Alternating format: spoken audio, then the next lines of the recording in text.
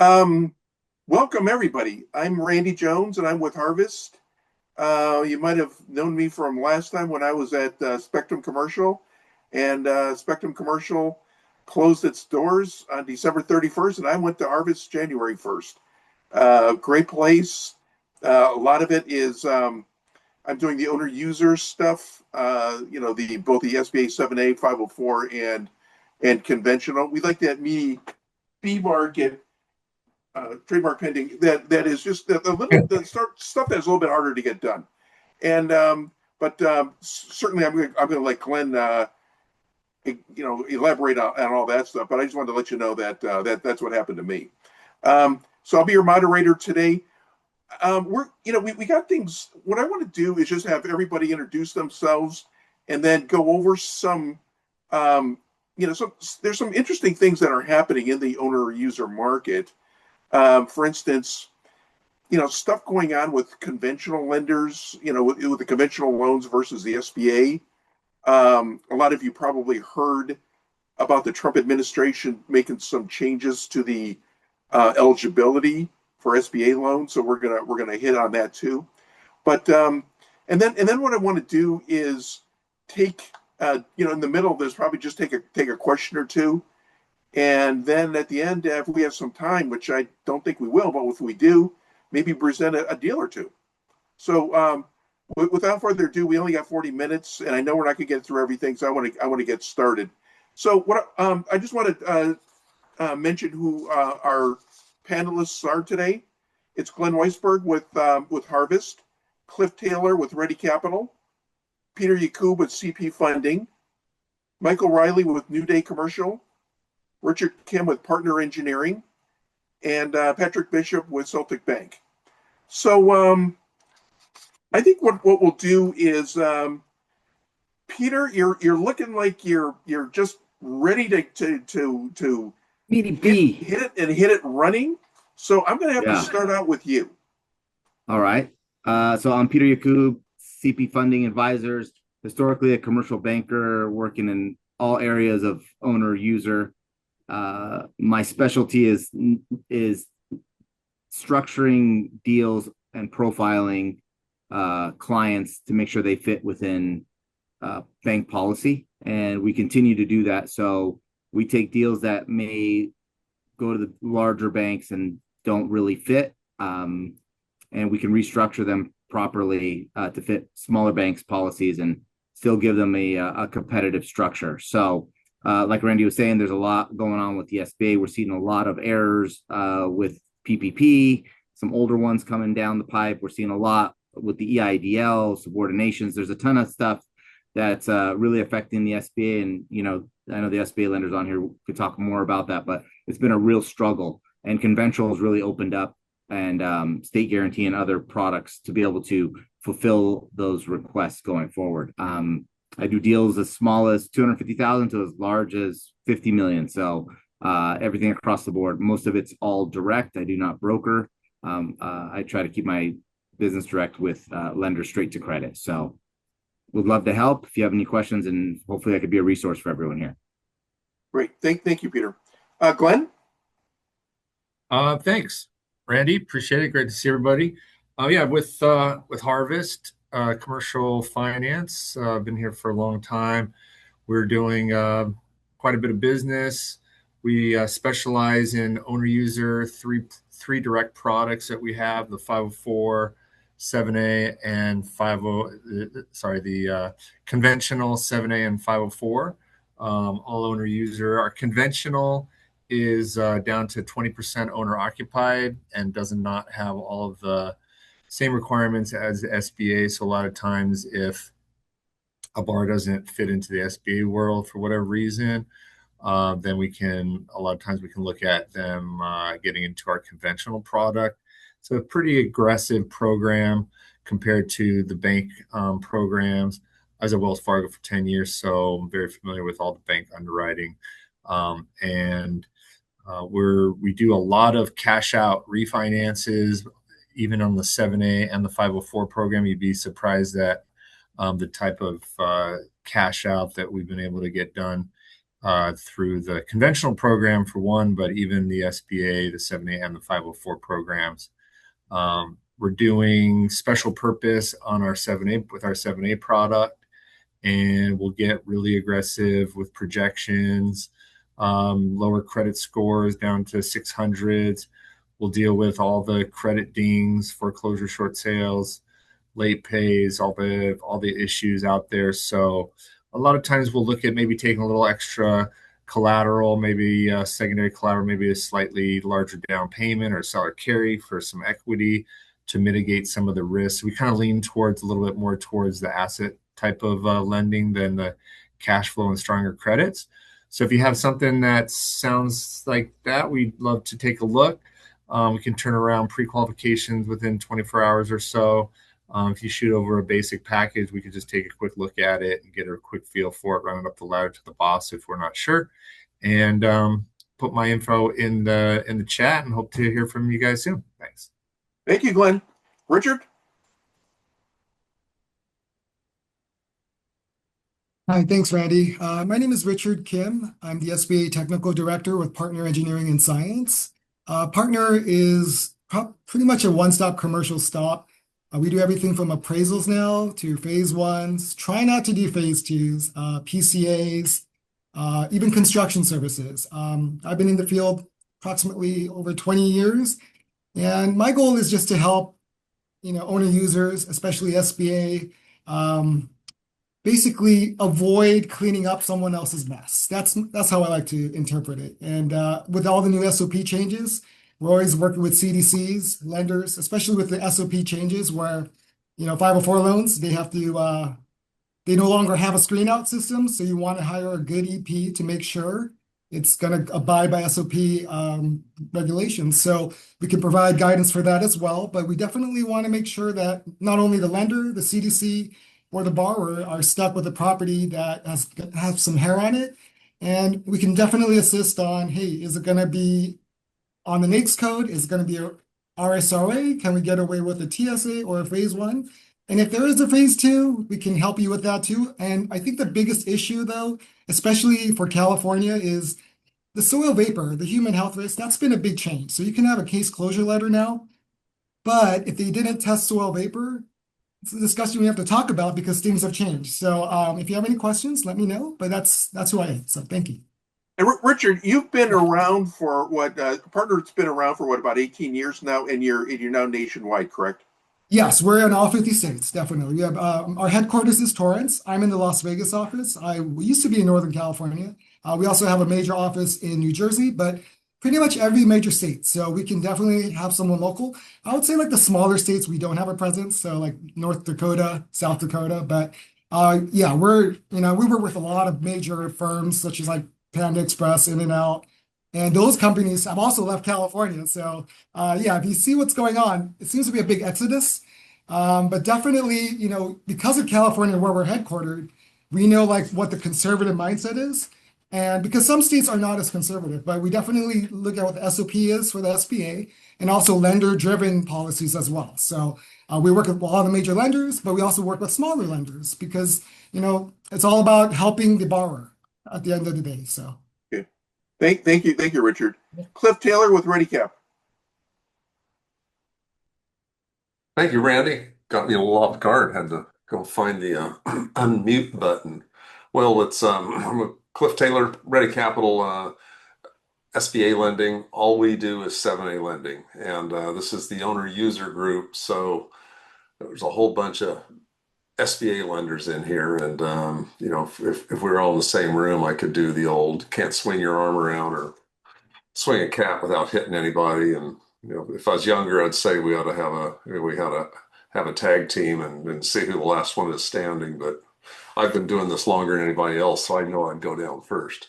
So since there's a bunch of SBA lenders here, I'm going to try not to repeat what other folks have said. When it comes to 7A, hey, we're probably as aggressive as anybody is. We're one of the larger lenders in the United States. We are nationwide, headquartered in New Jersey. I'm physically in Sacramento. I close loans nationwide, probably do the majority of my stuff over on the West Coast.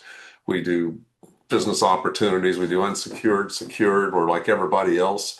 Hey, if you've got somebody that doesn't need the money and it's going to be fully real estate secured, we love that stuff all day long. But that deal is not going to come our way typically.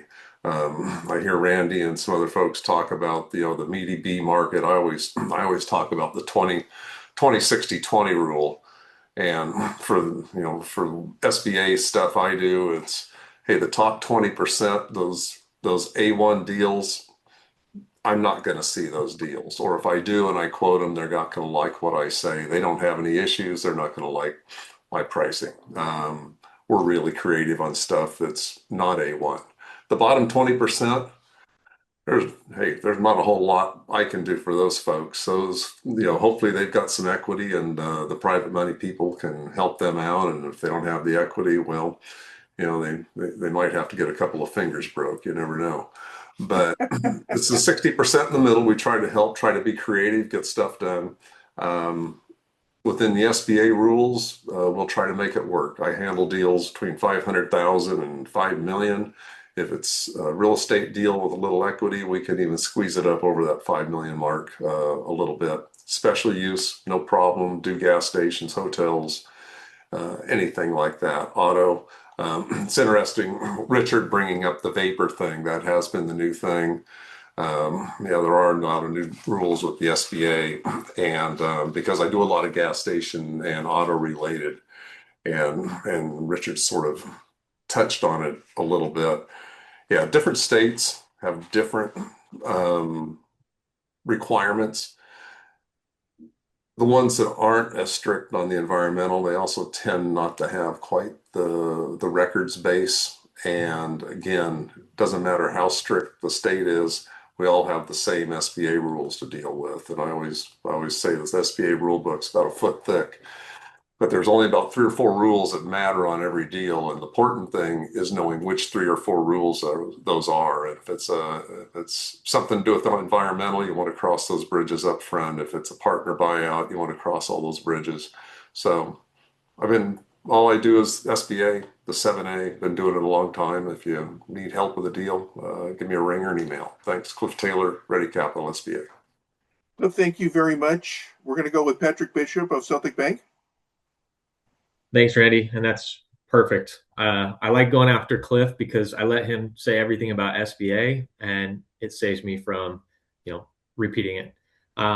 Cool. I am a nationwide SBA lender with Celtic Bank. I focus on SBA 7A and SBA 504. Similar to Cliff and some of the other SBA lenders, my 7A product ranging from, minimum on that, we'd like to do 500,000 up to 5 million.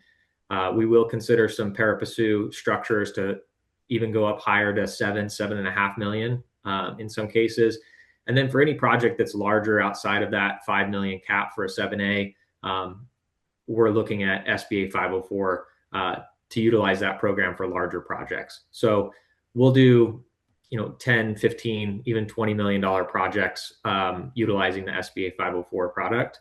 And again, we're looking nationwide, including Hawaii, including Alaska.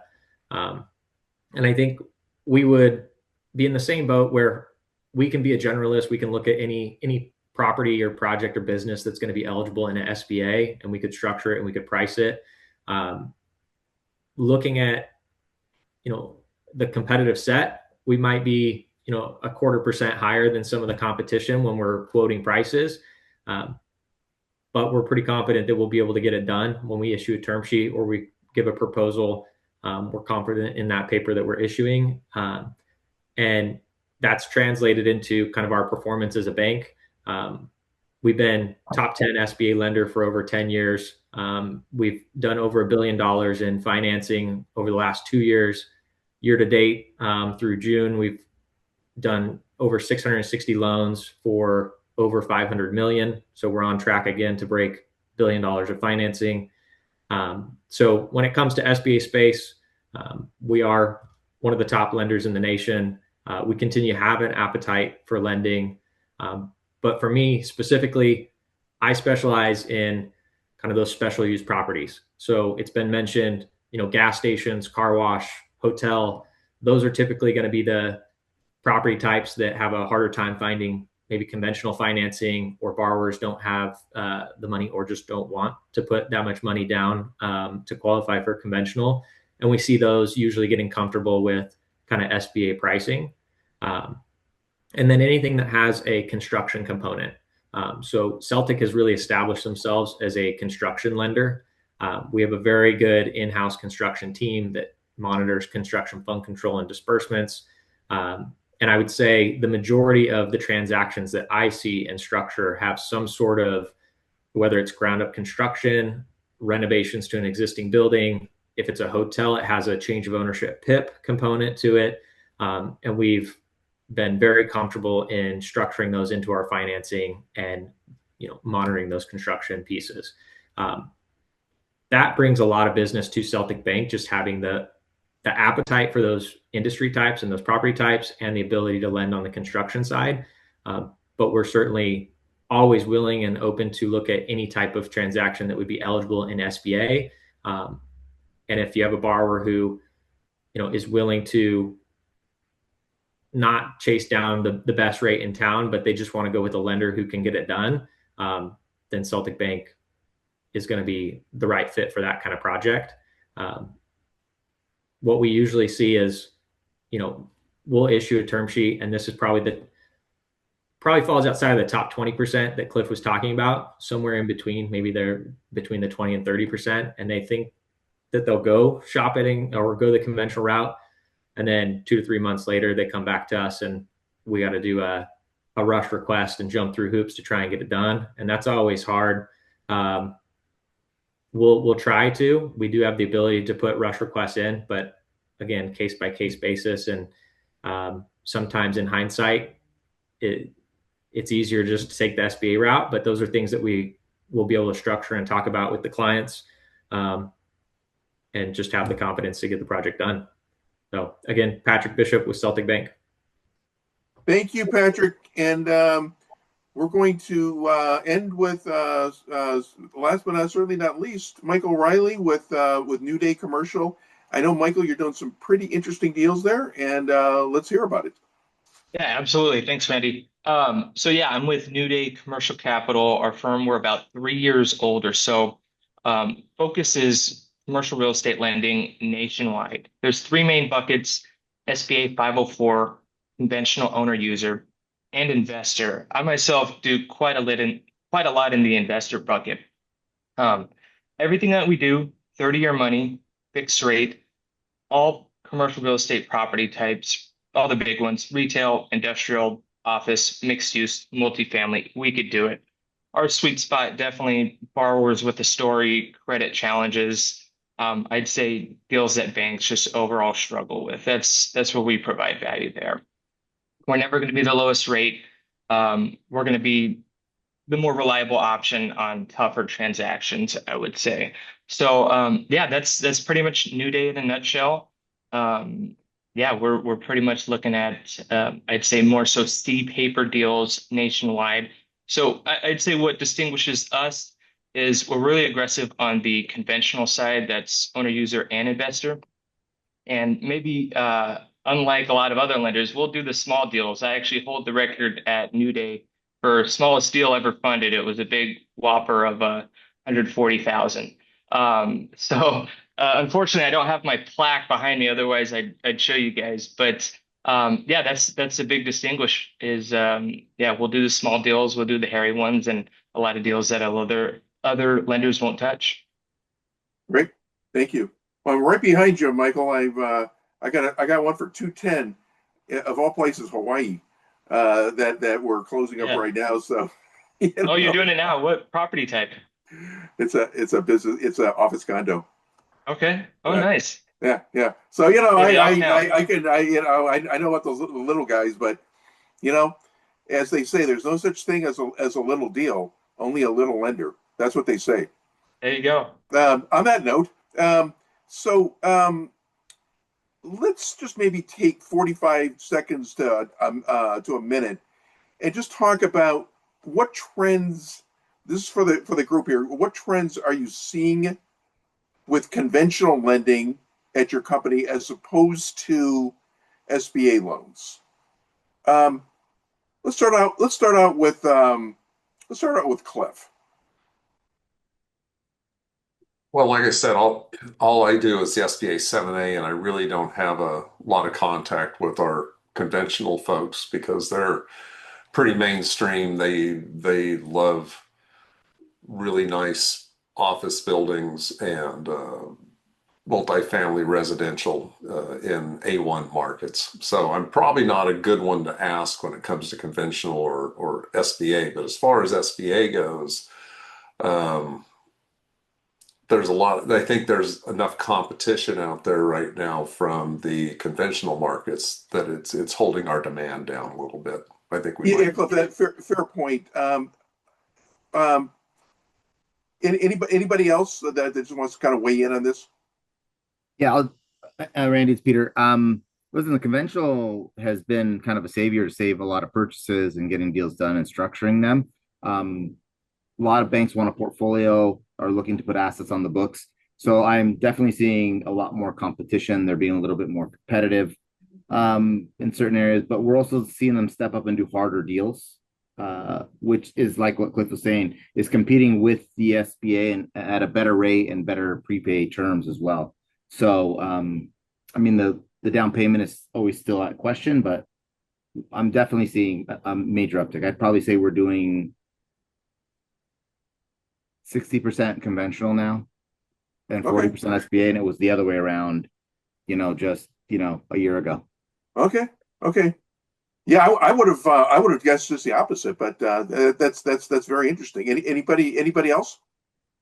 Yeah, I'd say for us on the conventional side, especially with the SBA change, specifically on the citizenship question, we've been able to take a lot of those deals conventional, not because there's a huge volume there, but effectively there's not a huge marketplace for, or at least what we've seen for those type of transaction where there's foreign nationals on the ownership, can't go SBA anymore, still need a conventional option. I think I've done 3 or 4 of those deals so far. And, if that continues, that volume definitely adds up. And as well, we only do SBA 504. So the time frame, or on the SBA side, time frames are much more, longer on a 504 than if we were to do it conventional and sling the deal in 30 days rather than 60 to 90. So conventional for us as well, like Peter, has really been a saving grace. Okay, great. Anybody else want to weigh in? Okay, Richard, I want to talk to you a little bit. And for partner engineering, are there any industries or property types that you're seeing that are usually requiring more than just a phase one these days? Yeah, it's the usual culprits still. Gas stations, dry cleaning if they do on-site cleaners. Also manufacturing. There's been a big wave about PFAS, PFOS. We typically focus on that if they did manufacturing. So like Teflon coating, even Gore-Tex, anything waterproof. And for another example is during the LA fires, we had to send in crews to test the soil because we had to make sure it's not toxic. But that's pretty rare. We're still seeing the same culprits of corner lots, assume a gas station to prove an innocent, and dry cleaners, even if you're not the site. Off-site concerns are the biggest issue because SBA wants to know, is there a human health risk? Is that going to impact the guarantee? So it's a big thing that we have to really focus on. And because of the new soil vapor, and especially in California where they reduced the levels, I think it was the PCE, which is a dry cleaning solvent, allowable level in soil vapor was 2,100 micrograms per cubic meter. 2019, they reduced it to 67. So it causes some problems because partner does a lot of environmental assessments. So if you did a phase 2 in 2018, and let's say the levels were between 67 and 2,100, it doesn't pass the current guidelines. So we have to do maybe another test, like an indoor air test. And so it causes a lot of concerns and problems. But it's definitely the same culprits. In Silicon Valley, you are going to see semiconductor manufacturing is one of the bigger issues, military bases. So, typically gas stations, dry cleaners, manufacturing, usual suspects. It's pretty much the same. Nothing new has come up. So, Okay. in regards to PFAS, we test for it, but there's no real EPA standard yet. So it's kind of like, what do we do with it? Because if we test it and find it, it's like there's no threshold to clean it up. So it's become a gray area, and we're still trying to seek guidance. But as of now, we just talk about it, but that's kind of it. So. That's the biggest thing that we look at in terms of contamination, where the phase one will lead to a phase two. One more industry that's been changing is auto repair. Some auto repairs, especially outside of California, they're still using parts washers that have PCE and TCE in it. And so it only takes a little bit of a spill. And if we go in there and we test for it, we're going to find it in either the soil vapor, or maybe groundwater. And if that's without even a tank, and it's all above ground, because PCE, once you spill it, it likes to go into the ground, through the concrete slab, into the soil. And once it's in the subsurface, it's really hard to get rid of. In Las Vegas, there's one dry cleaners that contaminated almost 2 miles. And so it's a big concern when you have these solvents. And so we're seeing auto repair being another big industry that we kind of have to question. Because, the ASTM standard says the likely release or evidence of a release, but we're never there to see the evidence. But we do know at a dry cleaner site, if we test for it, there's going to be contamination. So it's raising a lot of concerns. So it really depends. But main thing we look at is there like a record trail of violations, right? I mean, we have to go off something. So if there's a lot of violations during our, records requests with the local agencies, that's probably going to lead to a phase two. Or if they have any in-ground features out of auto repair, like a subterranean pit or drain, or we call it clarifiers or oil sand separators, that can act as a conduit, then we're probably going to have to drill, especially those in-ground lifts as well. So I hope that answers your question. I know I kind of went off on a tangent. So. No, that's it. That's it. Yeah, you answered it very well. I just closed one automotive up 6 weeks ago, and it was a chain of custody kind of a thing too. They couldn't figure out what has been happening over the past 60 or 70 years, and so we had to do one. But then again, I don't think I've done a automotive in the past 5 years that did not require a phase two. So, but these are in California too. Thank you, Richard.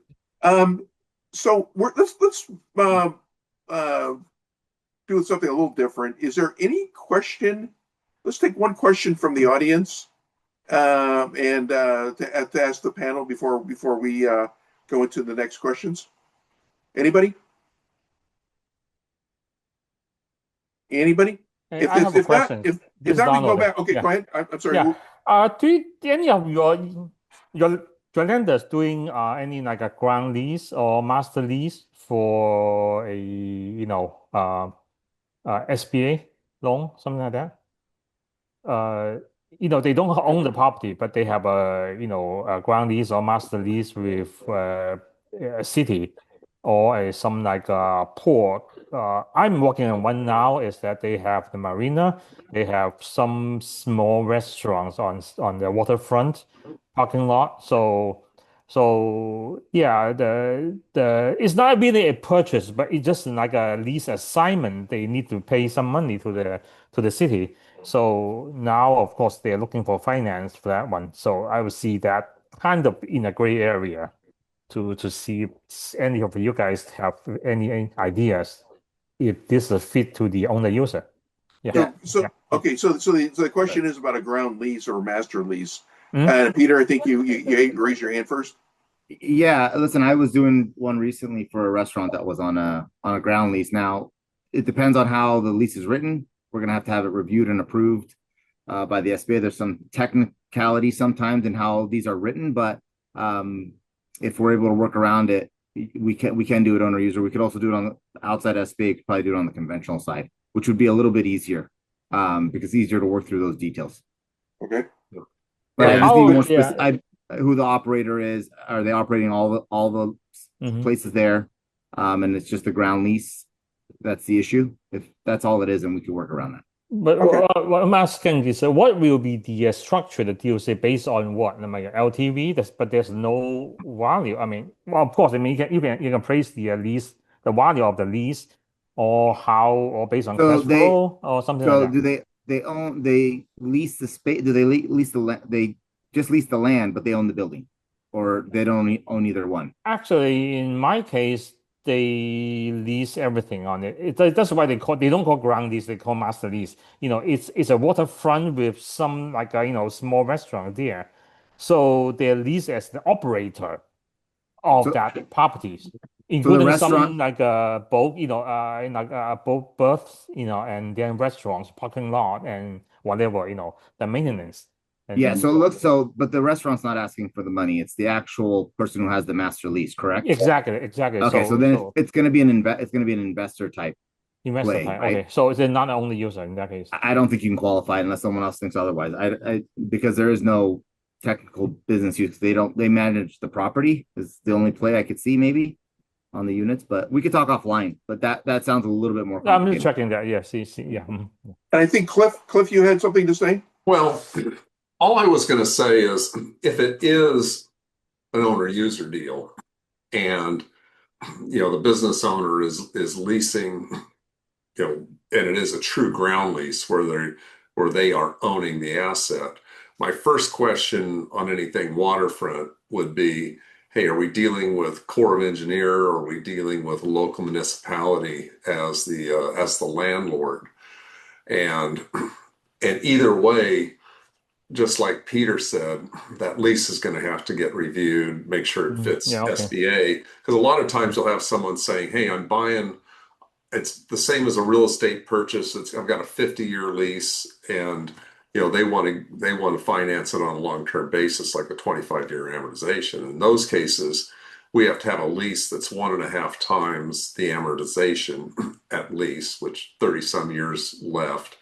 And my experience is it's not so much the way the lease is written, it's the landlord, and if they will sign our waiver, which basically says in the event of a default, we are going to drive the bus. We are in charge. We get to sell this business and this property to whoever we want to sell it to, and you're going to let us do it. And most people aren't going to do that.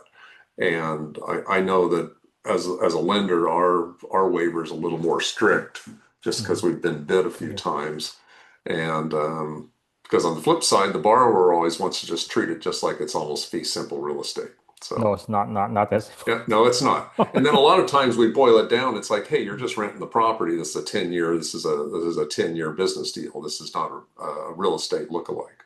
Yeah, I got a couple of them, So, but anyway, just checking with you guys, what's the opinion? I haven't taken this deal yet. I'm just, still doing my due diligence too. Yeah. Thank you, Dan. Thank you. Yeah, and Donald, the thing is that I think it's safe to say that they're just tough. Those ground leases. I mean, when you get those, you kind of go, I hate to say it, but they're just but of course that. Anyway, okay, great. Randy, I'm sorry. Go ahead. Yeah. Worries. Donald, it's a scenario because I just did one recently on a hotel in New York, and it had a ground lease component to it. The buyer was coming in and he was purchasing the assets that were on the ground lease. So that is the scenario that in most cases SBA will consider. Is like right now it sounds like this borrower might be operating the businesses there, or and he's got to do something with the lease to extend it or acquire it. That's a little bit different, but the scenario that I'm familiar with, and I think most lenders will see, is that you have a borrower who is going to acquire a business and the assets on a ground lease, and we're able to finance those improvements on the ground lease as if it was a real estate transaction. So it can be structured on SBA on a 25-year term, similar to real estate, and you're financing the real estate improvements on the ground lease. But the ground lease has to be reviewed, and usually that is done through legal review, either internally with the bank at SBA. In my experience, it went back and forth quite a few times between the legal teams, and they had red lines each time. And each time it goes back and forth, it costs money for both parties. So it does take a lot more effort and time, and there are some hurdles that can pop up related to eligibility, but that's the scenario that can be done through SBA, is where you have a borrower acquiring an existing asset on a ground lease. And you have to, those ground leases have to be reviewed, but it can be structured similar to a real estate transaction. Okay, it's good to know that. Yeah. Thank you for that. Thank you, Patrick. Mhm. Let's go on to another question. Again, maybe a 60-second answer for the panel, and I'll let everybody kind of again weigh in. For 2026, has credit tightened, loosened, stayed the same as last year? And this is maybe not even your bank or lender, but industry wide. What are you seeing? Anybody can weigh in. Michael, why don't you go? Yeah, I wouldn't say more loose, maybe less defensive, I'd say, than a year ago. Okay. A bit more confidence, but also I'd say it's just a different market dynamic with the 5-year going up nearly 100 bips since the low, or at least that's what we're seeing. Cash flow being crunched quite a bit, having to account for rising rates. So maybe in turn with that slight boost in confidence, we're still getting hit on the other end. Okay, Glenn. Well, it just depends, I think, on the deal. I think the 7As were pretty much as aggressive as I think we've always been. I think we got a little tighter on the special purpose on the conventional and the 504. I don't know if that's so much because of the market or because of our secondary market investor being Blackstone and their appetite. Maybe a little bit of both, but overall, I think we're still definitely aggressive. Harvest still has its niche, that it's always had. So, as long as you can get the special purpose deals into the 7A program, we're still pretty aggressive on that. We're very aggressive on the general purpose for conventional and 504. Okay. Yeah, Randy hates Peter. Unless someone else is going to go. Yeah, go ahead. Yeah, sure. Listen, I would probably say some credit shops have gotten tighter. Some have gotten more aggressive, but definitely everyone's gotten more diligent. It's probably the right word. They're picking at things a little bit more than they used to pick at things. And, you have to really support more of the information being provided. That whole storyline, even on 7As, and I'm sure Glenn sees it, and Patrick and Michael sees it on the SBA stuff, but and Cliff, but the storylines aren't holding as much. You got to back up the story a little bit more. And I think that's where you're seeing diligence. Yeah, and I agree. And I mean, some of the changes in the SBA rules is as far as, add backs go, you really got to document everything. And so a little difference in there. And I would say as a shop, we are just as aggressive as we've ever been on real estate transactions. Straight up working capital, those really have to make sense now. Especially if they're smaller deals. We've those go under the microscope a little bit, but other than that, it's just, hey, the due diligence is there, and some of that again is the is the SBA rules. Okay. Patrick, I think you're the last one. Okay, well, like I said, I like going after Cliff because I can echo most of that. I would say our credit box has remained mostly the same. What I've seen is that we can be a little bit more selective and pick and choose what projects we want to do, just because our sandbox, the majority of what we're seeing again is special purpose. There's a construction component. Typically there's no shortage of those deals that we see, as other lenders have gotten out of maybe hospitality lending completely, or they've tightened up on construction financing. We're seeing a lot more of those requests coming to Celtic Bank, and so we can be a little bit more selective on which ones we want to take on. But it hasn't changed our parameter for the credit box of what we can structure or bring in. As far as credit appetite, I think there's been a slight shift from where last year we might have been more of a, if we could get collateral and fully secure the deal, maybe we were a little bit more comfortable on relying on projections and covering a first year not debt servicing, and they'll meet that up in year 2. But this year, I think they're being a little bit more critical of getting a clear path to cash flow. So again, with these construction deals, they're usually going to be projection-based financing, and we are still doing projection-based loans, but they are digging in deeper to understand that path to cash flow and document their ability to kind of meet those numbers. And some of that is offset with cash reserve accounts. In some cases, we might want the borrowers to bring in a little bit of money to cover some of their, maybe it's the first 6 months of payments while they're getting open and stabilizing. But those are things and discussions that have been coming up in credit that might not have been the case a year ago or 2 years ago. Right. So it's more like selective, and as Peter would say, backing up backing up more of what you're saying is what the underwriters are looking for. Great. Yeah, they want them to support their numbers. Okay. Randy, So as long as we're talking about SBA rule changes, I would like to just bring up one big change this year that probably everybody here knows about, but if you don't, I'm going to bring it up anyway. actually, that was my next question, Cliff, and I'm going to let you segue right into it. Go ahead. Wow, I'm going to segue. I don't know if I can. I like that.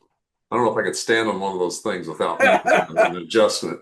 But so the big one, especially if we're talking about special use properties, gas stations, hotels, the old rule on citizenship residency used to be you needed at least 51% of the ownership to be either permanent green card holder or citizen. It didn't matter. You just had to have the ability to stay in the country permanently. So, and then the other 49% could be basically anyone. You could have somebody on a visa. It's 51% green card or citizen. Now, the new rule is very simple. 100% U.S. citizen, period, end of story. And if you have an entity involved in your ownership, the ownership of that entity has to be 100% U.S. citizenship. So I was just surprised it took them over 12 months to put that in place after the new administration came in. Well, yeah, and that was my question. I was going to say, is this affected your production? Now, I know somebody like Mark Morales. Yes, it has. I'm almost 100% positive over at Apex CDC, but shy of that, is there any on the group? Is it affecting what you're the types of loans that you're either seeing or the types that you're now pursuing? Well, yeah. I mean, I've historically done a fair share of gas stations, but you've kind of segment out of the market. I'll give you an example. I have a customer that has been a customer of mine for a long time, and a couple of years ago, I did an expansion for him. He bought another station. He's been in the country for 25 years, but he's still, for whatever reason, he's still green card. He owns numerous businesses, and yeah, he is no longer, he's no longer in my fold as far as a customer goes. Is that property that he would normally buy going to get bought by somebody else? Yeah, it will. But even when you start looking at the property, you've now cut down the pool of prospective buyers, and it all comes down to, hey, how many people want to buy what you got? So I think there's effects out. There's definitely some effects out there. Rest of the panel. Yeah, Randy, I would just say similar situation. I had a past client that reached back out looking to acquire another location. And in their partnership, they have a green card holder. They didn't meet the 100% U.S. citizenship requirement. And, at Celtic, us being focused on purely SBA 7A and 504 loans, I don't have a conventional alternative to pitch that borrower to. And so similar to Cliff, that borrower becomes, out of my contact list, or they know that, I can't help them with SBA financing. And I think there's a lot of transactions on lender books that they've closed that have maybe an ownership structure where that's going to be an issue. And, what do those borrowers do in a few years if they're looking to sell or refinance, or, they can't go turn that business into another one if they're not eligible to get SBA financing. So Yeah, it's I don't want to cut you off there, but looks like Arnie's kicking us out in like 13 seconds. Everybody, thank you very much. I wanted to get into some other stuff, but you know, it is what it is. So the next session we'll get in. Thanks very much.